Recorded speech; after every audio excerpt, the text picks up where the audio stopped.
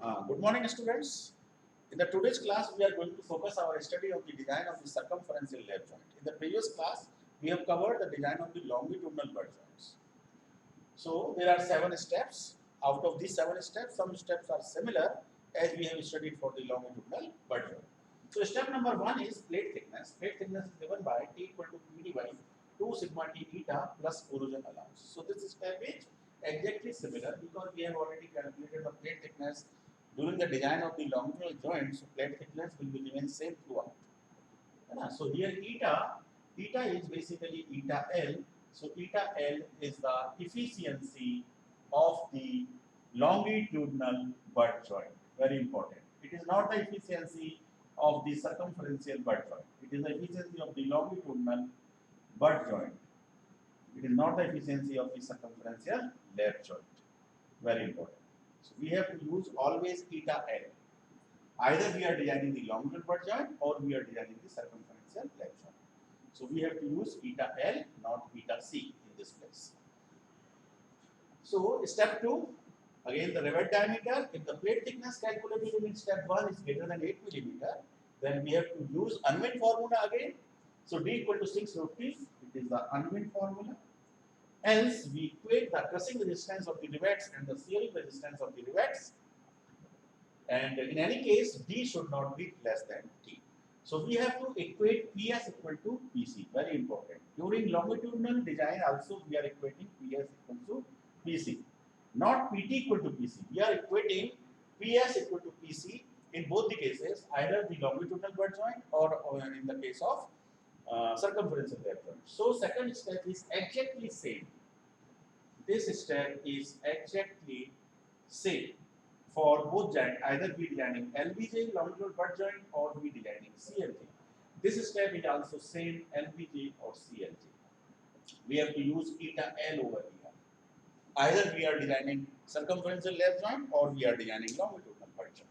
Now come to step number 3. We have to find how many rivets are required to sustain the pressure inside the pressure vessel of the boiler. So capital P is the pressure. Capital P is the pressure. Pi by 4 D square is the area. When pressure multiplied by area, this will give you the force. So this is the force generated in the pressure vessel due to the pressure. And small d is the rivet diameter that we have calculated in step number 2. So pi by 4 D square is the area of one rivet multiplied by total number of rivets. So it is the total area multiplied by shear stress. So this is the force again, stress into area. This is force, this is force, this is internal force, and this is the stress resistance given by the rivets. So both forces must be equal for the equilibrium or for the safety of the pressure vessel. For the safe design purpose, both the forces must be equilibrium. So n equal to d by d whole square, d by tau. Here pi by 4 cancel out. When you will solve, you will get n equal to d by d whole square into d by d. Here n is the total number of the rivets required in the circumferential lap joint. Capital D is the diameter of the pressure vessel. It is the inside diameter. Small d is the rivet diameter. P is the pressure inside the boiler or the pressure vessel, and small tau is the shear, permissible shear stress for the rivet material. Now come to the step number 4, pitch. So we have represented a small p for pitch for the longitudinal butt joint. So for the clarity, we are representing pitch by P1. In place of P, we are representing pitch by P1. P1 means it is the pitch for the circumferential lap joint. So here, eta C is given by tensile strength of the plate divided by the solid strength of the plate. So tensile strength of the plate is given by P1 minus D into T sigma T, and here P1T sigma T. And these calculations has been done per pitch length. Per pitch length. So suppose this is a rivet row. This is first rivet, second rivet, third rivet. This is the center.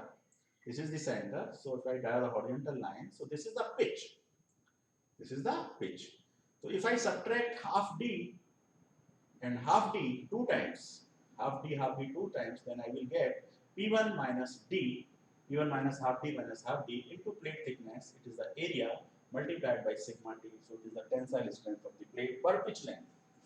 So this is the per pitch length, and this is the tensile strength of the plate, solid plate, P1 into T, and it is also per pitch length, P1 multiplied by T. When there is no rivet hole in the plate, it is solid. So we are comparing, taking numerator is PT, tensile strength of the plate, with rivets, with rivet holes, and PS is the solid plate strength without holes. Okay. So eta C is given by P1 minus D upon P1. Now there are some limitations on the IBR pitch.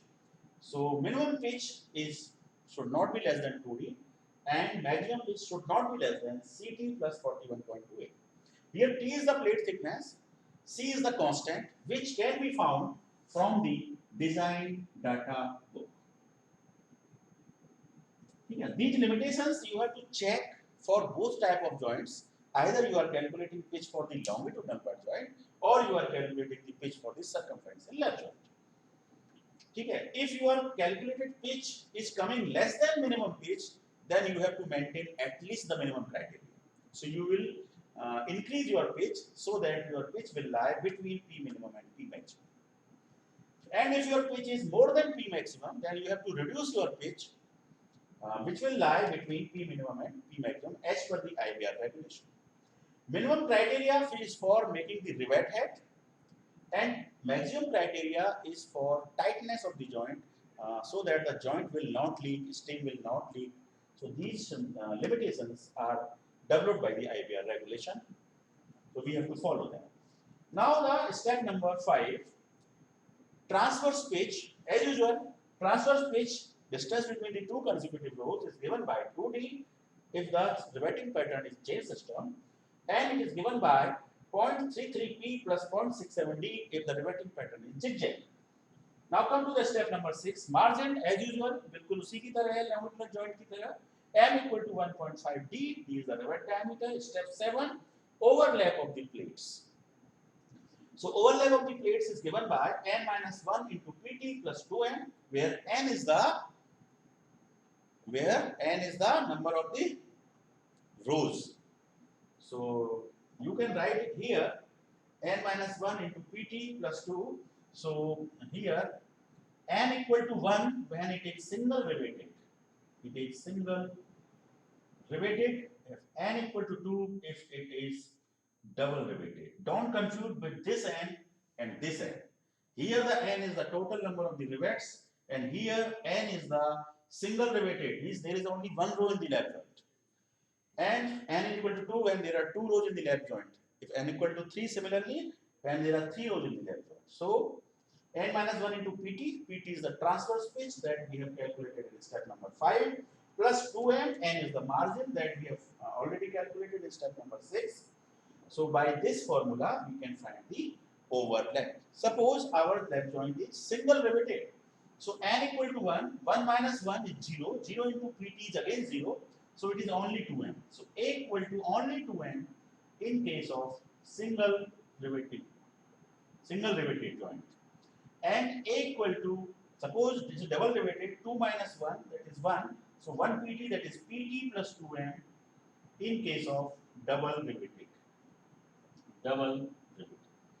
So this completes all the 7 steps for the design of the circumferential lap joint. Okay, in the next class we will focus our study on the design of the eccentrically loaded riveted joints. Thank you very much. Thanks for listening.